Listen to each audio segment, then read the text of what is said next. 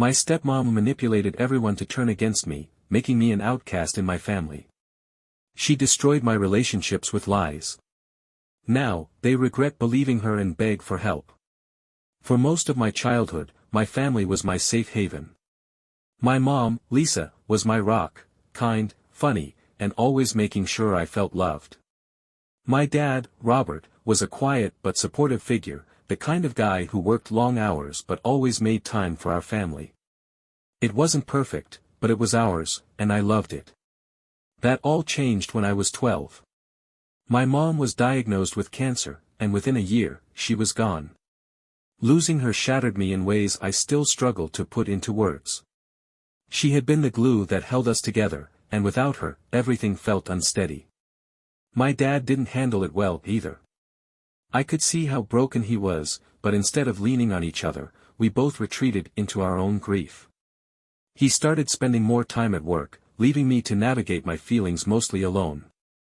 About a year later, my dad met Karen. She was outgoing, polished, and, to me, nothing like my mom. They got married less than 6 months after meeting, which felt like a slap in the face. I didn't know Karen well, but I knew enough to realize she wasn't particularly interested in me. She had 2 kids of her own from a previous marriage, Aiden and Brooke, who suddenly became the center of my dad's world. At first, I tried to adjust. I told myself that my dad deserved to be happy and that Karen might warm up to me over time. But even in those early days, it was clear that things would never go back to the way they were. It didn't take long for Karen's true feelings to show. At first, it was subtle, little comments here and there that seemed harmless on the surface but stung when I thought about them later. Things like, "Your dad is so happy now that the house feels lively again," as if my mom's death had left our home lifeless. Or, "Aiden and Brooke have really brought the family together," conveniently ignoring that I was still part of the family too. She had a knack for making me feel like an outsider without outright saying it. Whenever we'd sit down for dinner, she'd make a big show of praising Aiden for his grades or Brooke for her art projects, but anything I did was met with indifference. My dad, who used to celebrate even my smallest accomplishments, seemed to follow her lead, nodding along and barely acknowledging me. Karen also had a way of twisting situations to make me look bad. If I left my shoes by the door, she'd complain to my dad that I was messy and inconsiderate. If Aiden or Brooke did the same, it was, kids being kids. Once, when Brooke accidentally broke a vase, Karen claimed it was my fault because I hadn't been watching her closely enough. My dad didn't question her. He'd sigh, tell me to try harder, and move on. I wanted to fight back, to call her out on the unfairness, but I was just a kid. I didn't have the words, or the courage, to stand up for myself. As the months went by, the tension in the house became impossible to ignore. Karen's favoritism toward her kids was obvious, and my dad seemed completely blind to it. I started to feel like a guest in my own home, tiptoeing around to avoid making waves. Karen's favoritism wasn't just a private matter, it started to bleed into how the rest of the family saw me. My dad's side of the family, who used to be so close to me, suddenly seemed distant. When we visited for holidays, Karen would charm them with her polished demeanor and stories about how well-behaved Aiden and Brooke were. Meanwhile, I noticed how she subtly planted seeds of doubt about me. If I was quiet during a family gathering, she'd make a comment like, "Oh, he's been so moody lately. I think he's struggling with the changes at home." At first, people seemed sympathetic, but over time, they started looking at me differently, like I was a problem that needed solving. Karen also had a way of turning small incidents into evidence of my bad behavior. Once, Aiden borrowed my skateboard without asking and broke it. When I got upset, Karen spun it into me being too possessive and said I needed to learn to share. She brought it up in front of my dad and even mentioned it to my grandparents later, twisting the story so it seemed like I was overreacting. The worst part was how my dad seemed to absorb her version of events without question. He started treating me differently, less like his son and more like a burden. He stopped asking me about school or my interests and instead focused all his attention on Karen and her kids. I couldn't understand how he didn't see what was happening. My dad, who once told me I was the most important person in his life, now seemed completely under Karen's influence. By the time I turned 15, I felt like I was living with strangers. The house that had once been my safe space now felt cold and unwelcoming. And the more Karen tightened her grip on the family, the more isolated I became. The breaking point came when I was 16, during what should have been a simple family dinner. Karen had cooked one of her big meals, roast chicken, mashed potatoes, the works, and we were all sitting at the table. As usual, she was chatting away about Aiden's latest soccer game and Brooke's art competition. My contributions to the conversation barely got a nod. Then Karen brought up my grades. "I saw Mark's report card," she said, her voice dripping with faux concern. "He's struggling in math. Maybe we should consider getting him a tutor." It wasn't the suggestion itself that bothered me, it was the way she said it, like I was a disappointment she had to fix. I snapped back, telling her my grades were fine and that I didn't need her input. Karen didn't miss a beat. She sighed dramatically, turned to my dad, and said, "See? This is exactly what I've been talking about. He's so disrespectful. I've tried to help him, but he just pushes everyone away." My dad, instead of defending me, looked at me with that tired, disappointed expression I was starting to see more often. "Mark, apologize to Karen," he said firmly. That was it. Something inside me broke. "I'm not apologizing," I said, my voice shaking with anger. "I'm tired of her treating me like I'm the problem when she's the one who doesn't care about me." The room went silent. Karen, of course, started crying. She said she'd only ever tried to help and accused me of being ungrateful. Aiden and Brooke sat there awkwardly, avoiding eye contact, while my dad got up from the table and told me to go to my room. That night, I overheard them arguing in the kitchen. Karen was saying how she didn't know if she could handle this hostility anymore, and my dad was promising to set things straight. The next morning, he told me I needed to get along with Karen if I wanted peace in the house. That was the moment I realized I couldn't count on my dad to see what was really happening. Karen had turned him against me, and I was completely on my own. After that night, I stopped trying to fit into the family Karen had created. It was clear that no matter what I did, I'd always be the odd one out. The isolation started to weigh on me, though, in ways I didn't fully understand at the time. I missed my mom more than ever. When she was alive, I always felt like I had someone in my corner. She was the person who would have seen through Karen's manipulations and fought for me. Without her, I felt invisible. At school, I threw myself into extracurriculars, anything to keep me out of the house. I joined the track team, signed up for art club, and spent as much time as I could with friends. But no matter how busy I stayed, the feeling of being unwanted followed me everywhere. The few times I tried talking to my dad about how I felt, it backfired. He either dismissed my concerns as teenage angst or defended Karen. "She's trying her best," he'd say. "You need to meet her halfway." It didn't matter how much I explained or how many examples I gave, he always took her side. Karen seemed to sense my growing frustration, and she used it to her advantage. Anytime I got upset, she'd twist it into me being angry or difficult. She even started suggesting that I was a bad influence on Aiden and Brooke, telling my dad that my attitude was rubbing off on them. I started to believe her. Maybe I was the problem. Maybe I was being too sensitive or dramatic. But then I'd remember the way she looked at me, the way her words always seemed to cut just deep enough to hurt. I wasn't imagining it, she didn't like me, and she didn't want me there. By the time I was 17, I'd reached my limit. I knew I couldn't stay in that house any longer. At 17, I decided I couldn't live in that house anymore. Every day felt like walking on eggshells, waiting for Karen to find another way to tear me down or twist my dad further against me. It wasn't just exhausting, it was suffocating. I started working part-time after school, saving every dollar I could. I didn't tell anyone my plan, not even my closest friends. I figured if I said it out loud, someone might try to stop me, or worse, convince me to stay. The breaking point came one evening when Karen accused me of stealing $20 from her purse. I hadn't touched it, but she framed the whole thing like it was some act of rebellion, saying how teenagers lash out in the strangest ways. My dad didn't even question her story. He grounded me without hearing my side. That night, I packed a duffel bag and left. I didn't have a grand plan, just a friend who said I could crash on their couch for a while and the money I'd saved from my job. I left a note on the kitchen counter, short and to the point. I can't do this anymore. Don't worry about me. I'll figure it out. The first few weeks on my own were rough. I worked longer hours, rented a cheap room from a family friend, and tried to keep up with school. It wasn't easy, but for the first time in years, I felt a sense of freedom. No more walking into a house that felt like enemy territory. No more being blamed for things I didn't do. My dad called a few times after I left, but his messages were vague, asking if I was safe and if I'd come back to talk things out. Karen didn't call at all, which didn't surprise me. I could imagine her spinning my departure into more proof of my rebellious nature.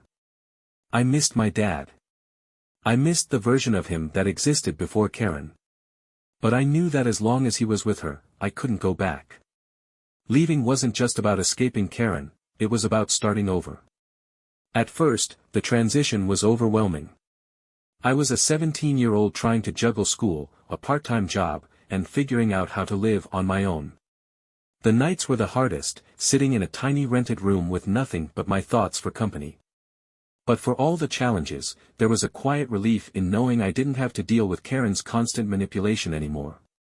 For the first time in years, I could just breathe. I threw myself into work and school. I knew that if I was going to make this work, I had to focus. My grades started improving, and I began to see a path forward, a future where I wasn't defined by my family's dysfunction. One of my teachers, Mrs. Carter, noticed how hard I was working and offered to write me a recommendation for scholarships. She didn't know the full story, but I think she saw how much I wanted to succeed. With her help and a lot of late nights filling out applications, I managed to secure enough funding to attend a community college after graduation. Those years were transformative. I kept working part-time while taking classes, slowly figuring out who I was outside of my family's shadow. I discovered a passion for graphic design and started taking freelance gigs, which eventually turned into a steady stream of work. By the time I was 23, I had my own apartment, a full-time job in a design firm, and a growing sense of independence. I didn't need anyone to validate my worth anymore, not Karen, not my dad, not anyone. But just when I thought I'd put all of that behind me, my past found a way to resurface. I was 25 when my dad reached out again. It had been years since we'd spoken, years of silence, with only the occasional vague update passed along by extended family. So, when I saw his name pop up on my phone, I hesitated. His message was simple: "Hey, Mark. I hope you're doing well. Can we talk sometime?" I didn't respond right away. Part of me was curious, but another part of me was wary. I knew how deeply Karen had influenced him before, and I didn't want to walk back into the same mess I'd left behind. A week later, he tried again. This time, he mentioned how he'd heard about my success through family friends.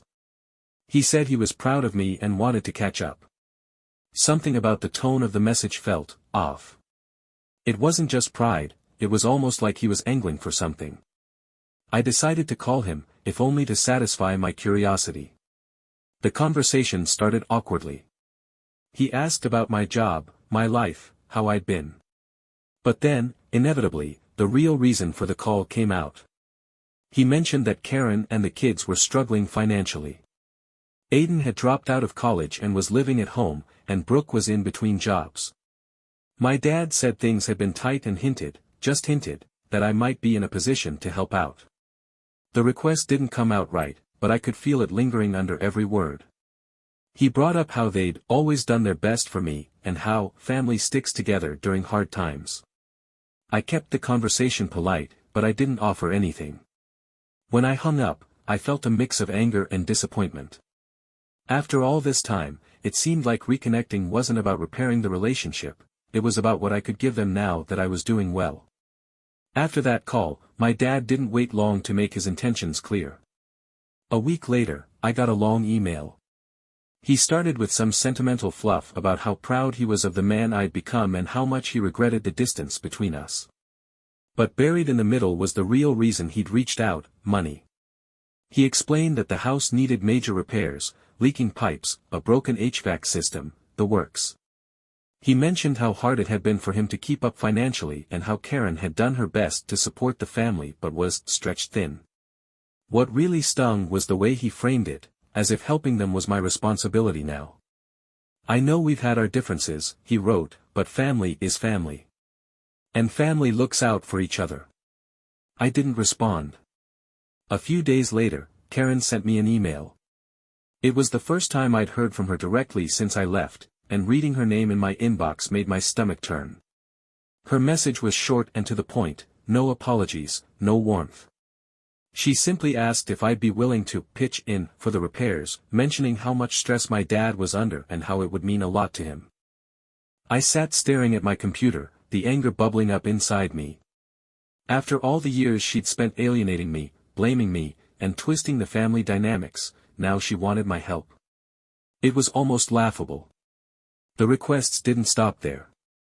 Over the next few weeks, I got texts from my dad about Aiden needing help paying off some debt and Brooke struggling to cover rent. It was like the whole family had decided I was their safety net. It wasn't just the money, it was the entitlement. The way they expected me to swoop in, as if the years of manipulation and neglect had never happened. The constant requests became too much. Every time my phone buzzed, I felt a mix of dread and anger, knowing it was probably another message asking for money. It wasn't about the amount, it was about the audacity. After everything they'd put me through, they now expected me to save them without so much as an apology or acknowledgement of the pain they'd caused. I decided it was time to put an end to it. The next time my dad called, I answered.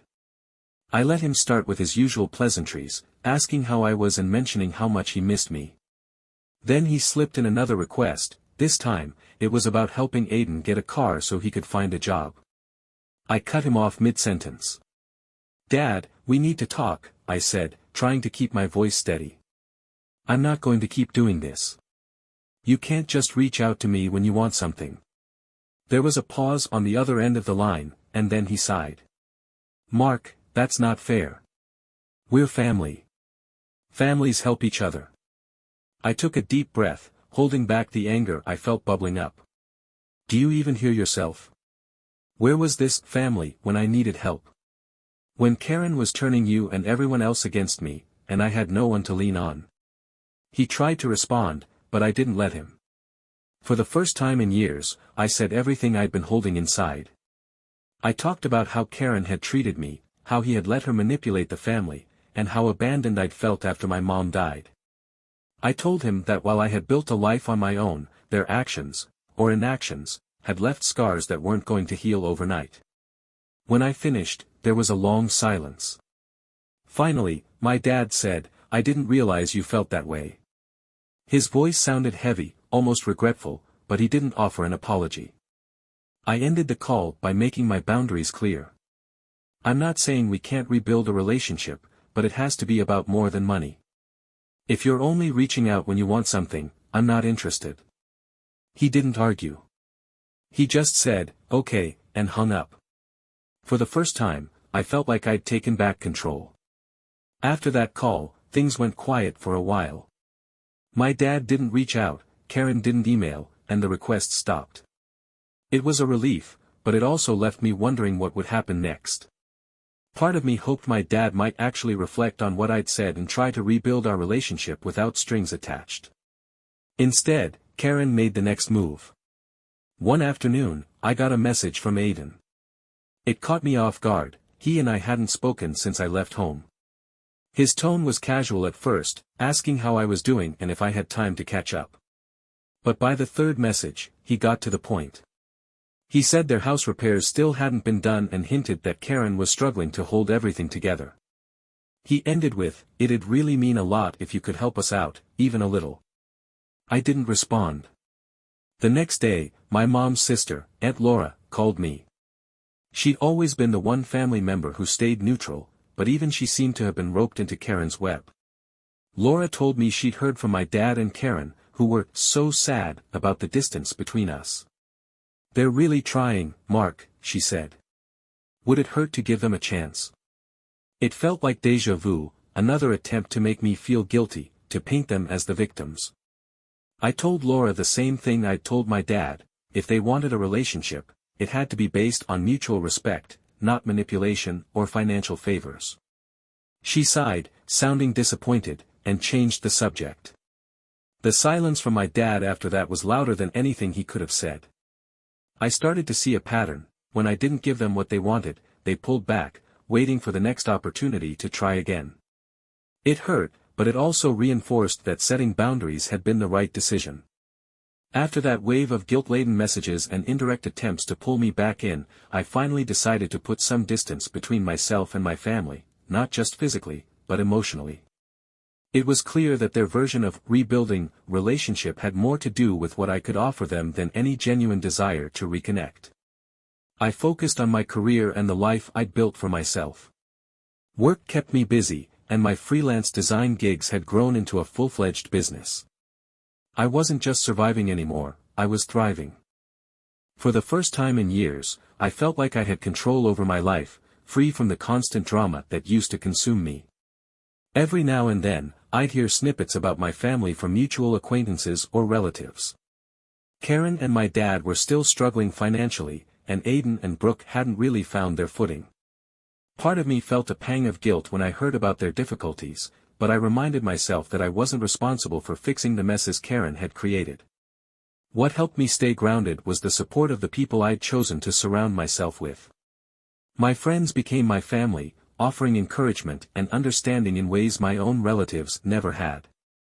They reminded me that love and loyalty aren't about obligation, they're about mutual respect and care.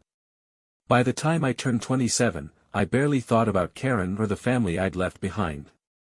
The hurt was still there, but it no longer controlled me. I'd learned to let go, not of the memories, but of the power they once held over me. That's when my dad reached out again. It was through a short text: "Mark, I'd really like to talk. Please let me know if you have time." Something about the tone made me hesitate. It wasn't demanding or laced with guilt like before, it almost sounded genuine. Against my better judgment, I called him back. The conversation started off awkward. He asked about my business and my life, keeping things surface level. Then he finally admitted, "I've been thinking a lot about what you said last time we talked. About how things were after your mom passed and how I let Karen handle everything." For a moment, I thought he might actually be taking responsibility.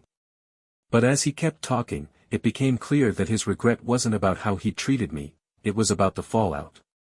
He mentioned how the family wasn't the same anymore, how Aidan and Brooke were struggling, and how Karen felt hurt by how distant I'd been. Finally, he got to the point. Their financial situation had gotten worse, and he wanted to know if I could help.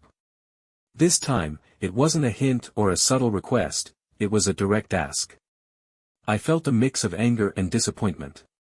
"Dad, I thought you were calling to talk about fixing things between us," I said, trying to stay calm. "But it sounds like this is just about money again." He paused before responding. "It's not just about that," he said, but even he didn't sound convinced. I told him the same thing I'd said before: I wasn't going to be their financial safety net. If he wanted to rebuild a relationship, it had to be based on mutual respect, not obligations or favors. The call ended with him saying he understood, but his tone was distant. I hung up feeling drained, but also resolute. I had given him a chance to show things could be different, and once again, he'd proven that his priorities hadn't changed. After that conversation, I made a decision: I couldn't keep reopening old wounds, hoping for something that clearly wasn't going to happen. My dad, Karen, and the rest of the family had made their priorities clear time and time again. They didn't want a relationship with me, they wanted what I could give them. It wasn't an easy realization to accept. Part of me had always hoped for reconciliation, for my dad to wake up one day and realize how much he'd hurt me. But I couldn't keep holding my breath, waiting for something that might never come. I sent my dad one final message.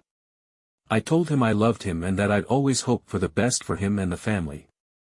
But I also made it clear that I couldn't keep engaging with people who only reached out when they needed something. I told him that if he ever wanted to reconnect in a genuine way, without guilt or expectations, I'd be open to that. Until then, I needed space to move forward with my life. He didn't reply. At first, the silence felt heavy, like a chapter of my life was closing in the most anticlimactic way possible. But as the days turned into weeks, I started to feel lighter. I'd said my piece. I'd done what I could to set boundaries and give them a chance to change. The rest was out of my hands. I focused on the life I was building, a life full of people who truly cared about me, not for what I could give them but for who I was. Slowly, the ache of what I'd lost began to fade, replaced by gratitude for what I'd gained. It's been years since I sent that last message to my dad. He never responded, and neither did Karen or my siblings. At first, I wondered if I'd made the right choice. Was I being too harsh? Could I have handled things differently? But as time passed, I realized that I wasn't the one who failed to try. I had given them more chances than they deserved. Now, at 30, I'm in a place I never thought I'd reach. I run my own design business, I've built a circle of friends who feel more like family than blood ever did, and most importantly, I've found peace. The hurt from my family's rejection still lingers sometimes, especially around the holidays or on the anniversary of my mom's passing. I think about how proud she would have been of the person I've become, and I wish she were still here to see it. She would have understood me in a way no one else did. If there's one thing I've learned through all of this, it's that family isn't just about who you're born to, it's about the people who stand by you, who see your worth without needing to benefit from it. I don't hate my dad, Karen, or even my siblings. I've let go of the resentment because carrying it around only hurt me. But I've also let go of the idea that I can fix what's broken in them. I've built a life I'm proud of, a life on my terms, and that's the greatest victory I could have ever hoped for. That's my story. It wasn't easy, but it's mine, and I'm better for having lived through it. If you're in a similar situation, just know this: you don't have to settle for toxic relationships, even if they're family. Choose yourself, and the rest will follow.